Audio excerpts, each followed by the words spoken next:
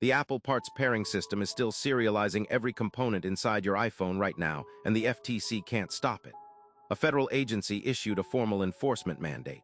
27 state legislatures passed right repair bills. California made it law. And Apple's validation servers are still running, still flagging, still deciding whether your repair counts. Think about what that means for the phone in your pocket. Every screen, every battery, every camera module. Tied at the factory to the unique serial number of the device it ships inside. The moment a technician swaps in a genuine Apple part outside Apple's own service network, the device sends a telemetry handshake to Apple's servers. It's looking for a certificate, a digital confirmation that this specific component belongs to this specific phone. Without it, the software starts throttling. The fix is done.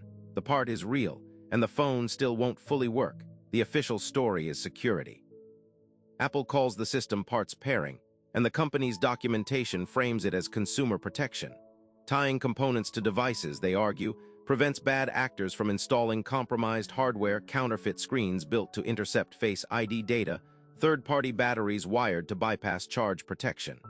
Apple has testified to this in front of Congress. They repeat it in regulatory filings. In every public statement where the subject comes up, the answer is the same. This is for your safety. Here is what the system is actually doing.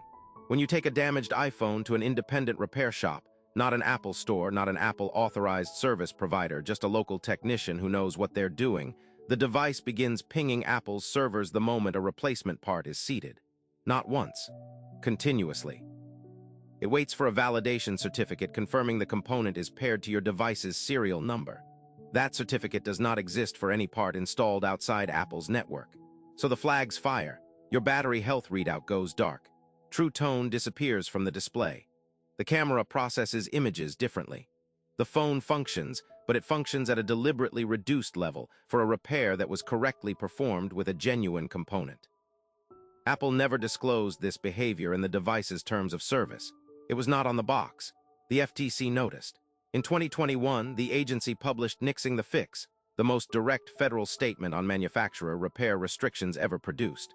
The report documented in detail how companies like Apple use software locks to redirect repairs into proprietary channels. The FTC voted unanimously to ramp up enforcement. The Biden White House issued an executive order naming repair restrictions specifically. Then California signed SB 244 into law in 2023, requiring manufacturers to provide genuine parts, tools, and documentation to independent shops. The legislative pressure was unprecedented. And the parts pairing validation system is still running. Here is the part nobody fully reported. Apple complied technically. The company launched the self-repair program. Genuine parts are now available for purchase directly from Apple. The documentation exists, and buried in that documentation is the final mandatory step. After completing your repair, you must initiate a system configuration process that connects to Apple's remote server to authenticate the component. Skip it and the same software flags fire. You used a real Apple part. You followed the process. The phone still throttles. The remote call is not optional. It is not prominently documented. And the server handling the authentication is controlled entirely by Apple. They decide in real time whether your fix is legitimate. The loophole is architectural. The T2 security chip on Mac, the secure enclave on iPhone, these are the enforcement layer. Apple sells them as cryptographic security infrastructure. They also function as the technical backbone of parts pairing. Separate the software validation from the hardware and you break the security feature. That is Apple's legal argument. The law required them to open access to parts and tools. It said nothing about the authentication handshake. Without rewriting the statute to include software-level repair authentication, the FTC cannot touch it. Now think about your own device.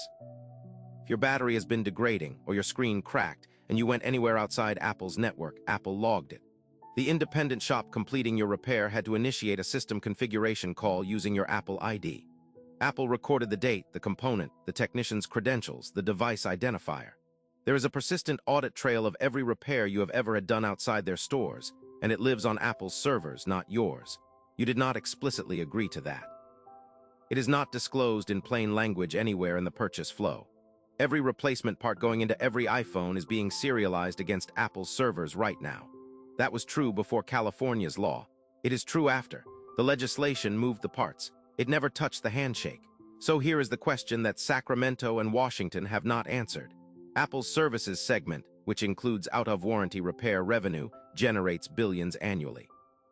Every independent shop that loses business because they can't complete a validated fix sends a customer back into Apple's ecosystem.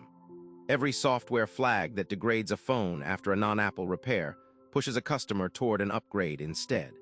Who benefits most from a repair infrastructure that only fully works when Apple controls the final authentication step? And why would the company with the most to lose ever agree to give up the server?